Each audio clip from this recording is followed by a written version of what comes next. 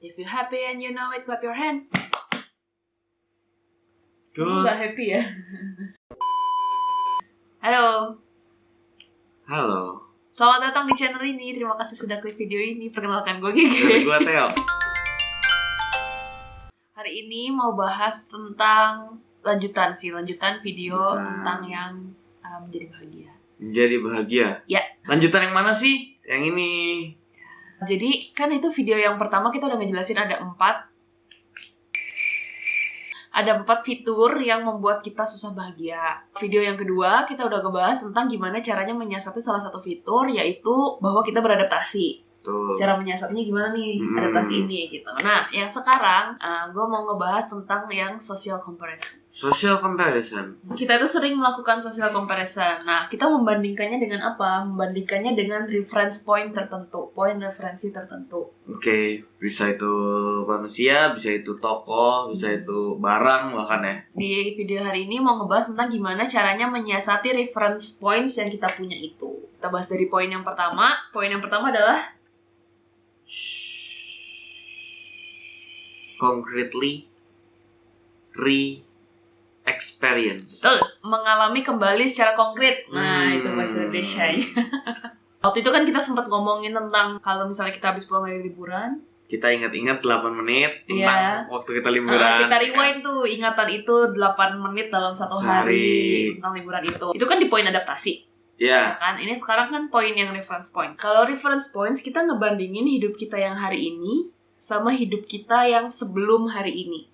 Misalnya nih, hari ini lu kan udah kerja misalnya gitu ya, punya bos, nyebelin ya kan. Oh no. Terus lu pikirin nih, lu punya bos walaupun nyebelin tapi lu punya kerjaan, lu punya gaji gitu kan. Yes. Lu bayangin tuh dulu zaman lu masih gak kerja gitu, pengangguran gitu misalnya. Jadi membandingkan hidup yang sekarang terasa menyebalkan dengan hidup yang lebih menyebalkan lagi di masa lalu gitu. Intinya mah cari Pembanding karena kan walaupun lu di sini sekarang nggak menyenangkan, dapat money. Iya. Dulu mungkin hidup lu santai leha-leha tapi lu nggak ada duit. Iya, Gitu kan. betul. Membandingkan good life yang sekarang dengan what happened before the good life gitu. Itu poin yang pertama. Poin yang kedua adalah mengobservasi secara konkret. Nah, ini gue bilang adalah poin yang lebih riskan daripada daripada yang sebelumnya. Karena susah.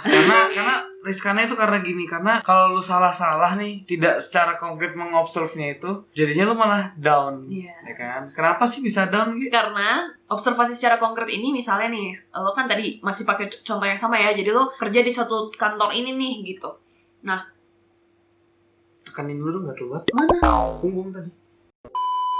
Jadi membandingkan kantor yang menyebalkan ini yang lagi lo tempatin sekarang dengan kantor lain yang lebih menyebalkan. Tapi catatannya Harus benar-benar gali hal-hal yang gak menyenangkan di kantor itu gitu. Jangan cuma lihat kulit luarnya doang. Misalnya, kantor itu enak ya, lantainya 8, kantor gue cuma 2 gitu. Itu kan baru dari luar. benar, kita nggak tahu dalamnya, nggak tahu pekerjaannya seperti apa, kan merasakannya. Makanya disebutnya observasi secara konkret. Sehingga jangan cuma nyari di website gitu kan, mesti cari temen lah yang punya kerja di sana gitu kan. Intinya tuh mau nggak mau lu harus cari sesuatu yang lebih menyedihkan dari lu lah gitu kan. Tuh, kalau salah ya riskan tadi. Iya. Kalau lu cuma cari-cari di website perusahaan itu, ya pasti yang dijual dan digambarkan di situ pasti bagus-bagus. Yang ada malah, kantor gua kok cuma kayak gini doang ya dibanding kantor itu gitu. Yang ketiga adalah kok diem? Oh enggak, kita yang diem. Deg-degan. Yang ketiga adalah menghindari social comparison. Wah, gimana tuh caranya gitu? Masih ingat social comparison tuh yang kayak gimana? Ingat. Kayak gimana? Perbandingan sosial. Jadi membandingkan diri gue dengan sesuatu di luar sana. Kan? Membandingkan dalam arti kayak kok dia gitu, gue gini gitu kan. Dia bisa kayak gitu, kenapa gue gak bisa kayak gitu. Penjelasannya ada di video yang ini ya. Caranya mau gak mau tidak bisa dipungkiri lagi bahwa sosial media itu adalah cara kita bisa compare secara sosial dengan sangat mudah. Benar, sangat mudah. Yang kita suka lupa adalah orang lain pasti akan menampilkan apapun yang dia mau orang lain lihat. Jadi ya pasti yang bagus-bagus, pasti yang indah-indah gitu. Padahal dalamnya mah belum tentu. Yeah. Jadi gimana gue mau menghindari social comparison? Ya salah satu caranya adalah dengan vakum dulu dari sosial media. Bener. Makanya kalau nggak tahu ya, mungkin usia lu kan masih muda nih Teh sekarang. Tapi ada ya. kok banyak. Ada yang udah deactivate Ada Instagram kan? banyak. Iya kayak gitu. Karena udah mulai ada perbandingannya nih. Apalagi kayak udah kuliah semester akhir. Ada yang aduh teman gue ada yang 3,5, ada yang 4, ada yang 5, ada yang 6. Di usia gue lebih ekstrem lagi, ada yang kerja, ada yang pengangguran, ada yang lagi kuliah, ada yang udah punya anak 2, ada yang punya anak 1. Jomblo ya. Gitu. Jadi perbandingannya tuh di usia-usia ini tuh emang sangat riskan. Iya gitu. Jadi kalau dilihat mungkin ada beberapa teman yang ya udahlah daripada gue ngeliatin terus mendingan gue deaktif, dan itu adalah menurut gue cara yang bijak. Gue jadi merasa bersalah sama sih. Jadi gue ada satu. Pokoknya semasa-masa mengenyam pendidikan terus deactivate akun di Instagram tuh kayak aneh. Gitu gue gitu. Nggak mikirnya kayak gitu. Apaan sih lu nggak pengen dijudge gitu-gitu, gue mikirnya kayak gitu ya. Cuman mohon maaf ya.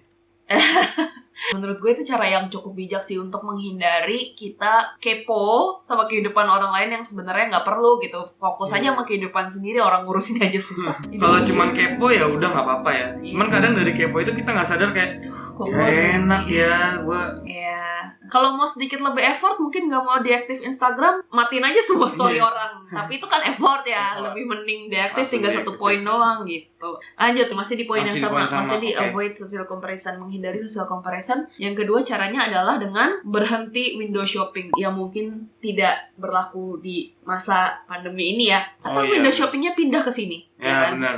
Ya. Window shopping itu apa sih, Ge? Mungkin ada beberapa yang belum tahu. Suka ini nih, ada cewek-cewek mungkin ya, teman-teman gue sih beberapa ada yang kayak gitu. Suka kayak, lu ngapain sih ke toko baju? Mau beli baju? Enggak, lihat-lihat aja. Ya, gue pernah kayak gitu. Oh, lu pernah? Ya dulu sering. Oh, gue malah gak pernah. Ya, cuman itulah. Jalan-jalan aja nyari kegiatan, sekalian lihat-lihat. Tapi lihat-lihat doang, nggak beli kan nggak ada duitnya. Iya, nah itu tuh poin itu tuh. Bagus kalau lu mikirnya cuman kayak gitu. Kalau ya udah nih, lihat-lihat aja dulu, belum ada duitnya, terus jadi terpacu kerja keras untuk bisa beli sih bagus ya. Positif ya. Kalau misalnya aduh nggak punya duit, ya udahlah pulang gitu. Terus meratapi, aduh pengen banget baju itu nggak bisa dibeli. Aduh, apakah jadi happy kalau kayak gitu gitu. Jadi lebih baik ya nggak usah. Oh, ke arah sana window shopping tuh bahayanya ya. Iya. Kalau gue kebetulan emang tipenya yang kalau misalnya belum habis gue nggak lihat-lihat, atau kalau nggak lagi berlebih gue nggak lihat-lihat. Tipe gue ya. Atau ya kalau nggak butuh nggak usah gitu.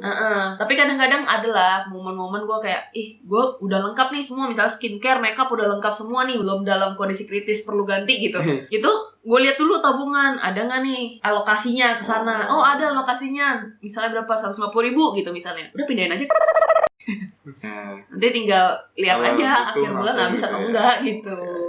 Harus hati-hati lah intinya kalau mau window shopping itu. Jadi jangan sampai nggak kuat iman terus jadinya malah sedih dan down karena nggak bisa beli sesuatu yang lo pengen gitu. Ini masih di social comparison ya? Masih. Oh, oke. Kan tadi lu kok yang nggak ngeliat hubungannya sih yang window shopping? Kan tadi lu sendiri yang bilang itu tuh bisa jadi social comparison itu nggak selalu sama orang, bisa aja sama benda, sama apa. Kemampuan lu tuh nggak bisa nih di compare barang itu gitu, membandingkan kemampuan dengan harga yang akan dibeli. Oke, gue setuju. Ya, ini yang terakhir dari poin avoid social comparison. Ini udah pernah dibahas di yang sebelumnya, yang di adaptasi itu. Sama lagi adalah membuat gratitude journal. Masih ingat nggak gratitude? Apa yang gue syukuri di hari ini gitu. Iya. Bisa bangun pagi ya kan, atau bisa napas lagi. Napas mah 24 jam. Masih bisa napas. Iya, dan ini kan kalau membuat hal-hal yang lo syukuri kan tidak harus membandingkan dengan orang lain. Benar. Kayak tadi gue bilang kan. Iya, itu kan semua dari diri lo. Nggak perlu yang kayak, gue masih lebih kaya dari orang itu. Kan nggak perlu sampai situ. Catatan gue lebih lengkap dari dia. Iya, nggak perlu kayak gitu. Itu bukan bersyukur bro, cuma tinggi hati. Gratitude tuh ya balik lagi ke diri sendiri. Fokus aja ke diri sendiri. Kita tuh bersyukur atas apa dari dalam diri kita atau dari sekitar yang kita punya gitu. Jangan saya merasa bersyukur karena saya lebih ini dari yang itu. Nah itu jadi malah justru lu jatuh dalam perbandingan sosial tadi gitu, bukan menghindari gitu. Poin yang keempat, interrupt your consumption, interupsi konsumsimu. Iya, jadi contoh nih. Ini contoh ya, contoh secara harfiahnya. Bentar muka gue ada rambut. Misalnya lu lagi makan es krim, udah jangan diliatin terus. Misalnya lu lagi makan es krim nih, ya kan? enak banget nih. Parah. Gitu. Tapi kan 5 menit habis. Setuju. Ya kan? Kecuali kalau lu beli yang brand besar tuh. Iya. Bisa juga sih 5 menit bisa 5 habis. menit, tapi kan umumnya enggak. Nah, kok interrupt your consumption itu misalnya lu makan nih 2 suap, terus masukin dulu ke kulkas, lu berkegiatan lagi, lu kepikiran terus tuh kan, aduh es krim tuh enak banget tuh di kulkas, es krim enak banget di kulkas. Berdasarkan penelitian yang udah dijalanin sama peneliti, ya dong ya. Ketika lo makan lagi es krim setelah tadi lo makan, lo interupsi, terus lo makan lagi, rasa es krimnya entah kenapa jadi lebih enak. Itu penerapan secara harfiahnya. Nah, kalau secara sehari-harinya gimana? Ya misalnya lo main handphone, lo taruh dulu sejam, terus habis itu beresin rumah kayak gitu ya. Kan masih kepikiran tuh, aduh pengen deh browsing itu tuh, belum selesai lihat online shop yang itu misalnya. Ya udah setelah 1 jam balik lagi, itu rasanya akan lebih kayak, wah ini I earned this. Setelah gue 1 jam bersihin semuanya, gue balik lagi ke sini, itu akan rasanya lebih happy. Sulit juga ya. Itu kan berarti sama aja kayak lu ngatur manajemen waktu lu kan. Tapi tujuannya bukan buat lu menyelesaikan tugas lu, tapi bagaimana untuk bisa membuat suatu barang ini jadi lebih berharga gitu kan. That's deep. Poin yang terakhir adalah memperbanyak variasi terhadap sesuatu. Oke, jangan jorok dulu. Tahu aja gue tadi mikirin ini tong sampah beda. Contohnya nih, contoh harfiah ya, kayak tadi tentang es krim. Misalnya nih hari ini lo makan es krim coklat gitu. Kalau lo makan coklat terus bosen kan gitu. Padahal walaupun lo suka rasa coklat, tapi kan kalau coklat terus kan bosan. Gantilah, misalnya hari ini coklat, besok strawberry, besok vanilla, tiramisu. Iya, terus baru nih nanti setelah misalnya 4 hari 3 hari makan es krim yang lain-lain, makanlah coklat lagi. Jadi pas ketemu coklat kayak akhirnya mau makan coklat lagi. Bukan berarti menyiksa diri lu dengan hal yang gak lu suka ya. Iya. Kan semua rasa itu enak pada dasarnya kan, ya kan. Cuman memang dilunya beda gitu. Kalau misalnya nih ternyata aduh gua tuh bener-bener es krim ya cuman bisa makan rasa coklat misalnya ya. Yang lain misalnya Chocomin gue alergi mint, strawberry gue enek, vanilla gue bisa muntah, apa-apa gitu ya. Misalnya ekstrim-ekstrim gitu. Jadi cuman bisa makan coklat. Ya udah brandnya aja yang divariasiin. Coklat dari brand ini, besok jangan brand itu, besok brand itu, besok brand itu gitu. Ngerti nggak? Jadi tetap ada yang divariasiin. Secinta gitu. matinya lo sama coklat ya kasarannya ya. Jadi tetap harus ada yang divariasiin supaya lo nggak muak gitu. Karena ngeliat yang itu terus. Jangan jorok. Enggak. Jorok kan otaknya. Iya.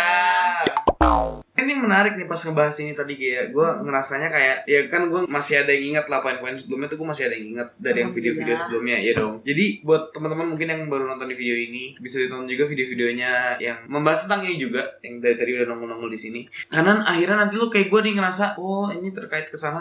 Jadi kasarannya ini poinnya banyak banget sih, tapi enggak, sebenarnya lu bisa ngelakuin 1 poin tapi lu bisa mendapatkan poin banyak gitu kan sebenarnya untuk menjadi happy. Soalnya kalau ditanya, emangnya Giga udah ngejalanin semuanya? Tentu tidak. Tentu masih ada lah kepleset-keplesetnya. Namanya juga manusia ya. Iya. Emangnya Giga udah deaktif Instagram gitu? Enggak, tapi beberapa orang yang bikin iri udah gua hide story-nya.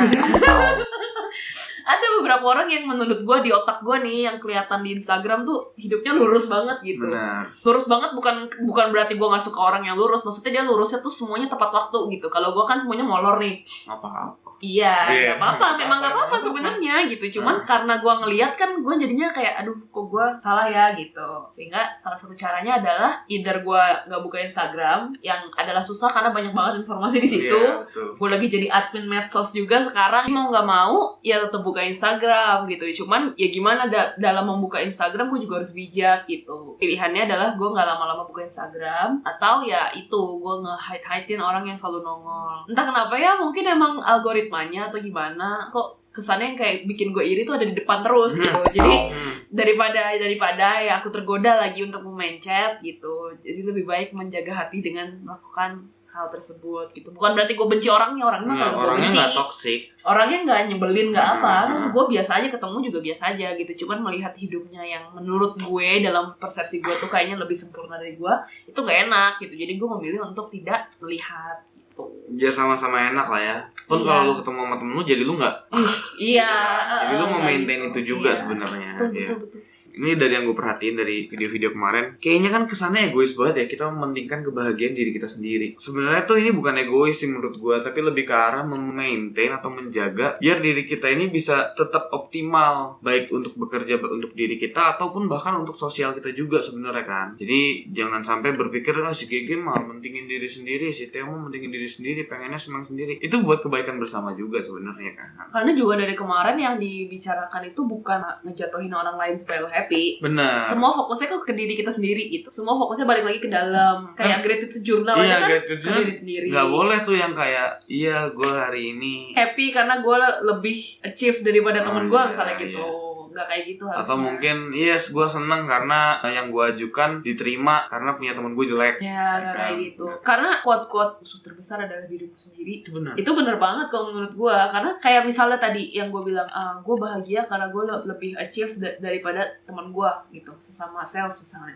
Bukannya lebih menyenangkan ketika lo bilang gue happy karena gue achieve 7, padahal kemarin gue cuma achieve 2. Itu kan akan kayak, wah gila gue ngeliat self improvement gue sendiri gitu. Kalau misalnya kemarin gue 7, hari ini gue 2, tapi temen gue 1, masa lo tetap happy sih? Iya. Gitu, kayak cuman karena lebih banyak daripada temen lo, tapi lo sebenarnya ngedrop daripada yang kemarin gitu, dari diri lo sendiri gitu. Jadi emang semuanya yang dibahas ini emang ngomongin buat diri sendiri gitu, sehingga bukan egois tapi lebih ke self love lah, menyayangi diri sendiri gimana. Jangan menghalalkan segala cara untuk mengisi gratitude journal. Menghalalkan segala cara itu untuk mengobserve concretely. Kalau misalkan lu udah nyari nih, misalkan gue di perusahaan A, ini perusahaan B, ada perusahaan B. Gue nyari perusahaan B, gue bagus semua gitu kan ya, cari yang C. Nah, kalau misalnya ternyata di perusahaan B ternyata bagus semua dan nilai-nilai yang cocok sama lo, mungkin emang udah waktunya lo pindah aja ke perusahaan B gak sih? Gue kira salah ya. Berarti ada satu poin yang gak bisa dikalahkan di perusahaan A dengan perusahaan B itu kan, sehingga lo gak mau willing pindah ke perusahaan B itu karena ada sesuatu nih di perusahaan A yang membuat lo bertahan gitu. Ya udah pegang aja itu, yang lain gak usah dipikirin lagi. Kalau gitu ngapain cari pembanding yang lain gitu maksud gue. Masih ada satu lagi episode-nya buat yang menjadi bahagia ini. Intinya mah apalagi lagi zaman kayak gini ya, mesti bisa mencari cara bagaimana kita bisa tetap bahagia, bisa tetap seger ya tiap harinya. Karena udah banyak penelitian juga yang bilang bahwa Zoom itu lebih melelahkan. Zoom meeting Zoom itu lebih melelahkan daripada temu langsung sama orang gitu, karena tidak ada transfer energi sama sekali. Nah segitu aja video kali ini teman-teman. Jangan lupa kalau misalkan kalian suka dengan pembahasan ini, suka dengan pembahasan yang kemarin-kemarin juga, di like videonya, di subscribe juga channelnya, dinyalain lonceng notifikasinya biar tetap update dengan kabar-kabar dari Sibling Sableng. Stay sane and stay healthy teman-teman. Bye-bye.